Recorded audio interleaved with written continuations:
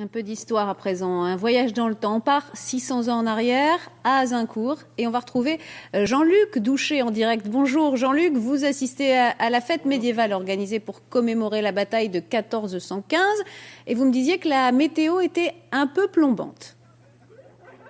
Un peu plombante, une vraie galère. Il a plu, on dit 30 mm d'eau cette nuit. Surtout le campement, il n'a pas arrêté de pleuvoir sur l'étang. Nous sommes avec Christophe Gilliot du Centre historique de la mémoire.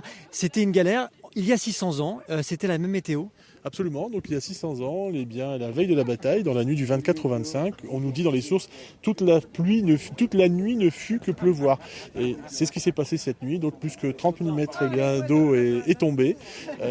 Ça a un petit peu perturbé le début de la fête, mais c'est parti.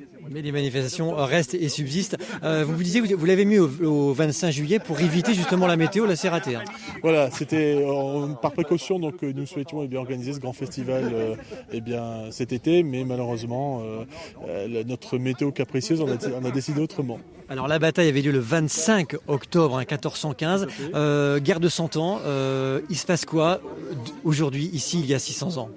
Il y a 6 siècles, donc le 25 octobre 1415, à peu près 10 000 Anglais voient leur retraite vers Calais barrée par à peu près 15 000 combattants français. Et le 25 octobre, dans la boue du champ d'Azincourt, ces combattants s'affrontent et la bataille va tourner au carnage, puisqu'environ 4 000 Français seront littéralement massacrés pendant l'affrontement. Alors, on va se retourner, regardez avec nos amis de la Ménie-Penthièvre, beaucoup de Bretagne, un repas médiéval avec Baldo. Juste un mot, on mangeait quoi juste avant la bataille? Alors là, on va manger de la dariole, une tarte aux amandes, du pâté.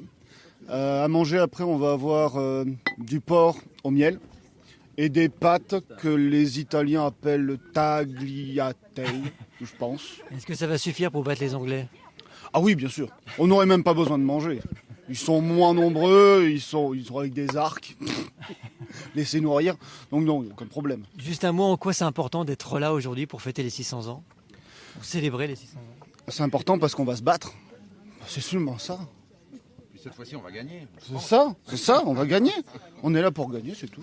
Voilà, merci, bon appétit. Voilà, Frédéric, tout est en place. À peu près entre 5 000 et 10 000 visiteurs, selon la météo, sont attendus ici pour célébrer les 600 ans de la bataille d'Azincourt. On voit ça ce soir à 19h dans le journal. Voilà, et on renverse le cours de l'histoire. C'est formidable.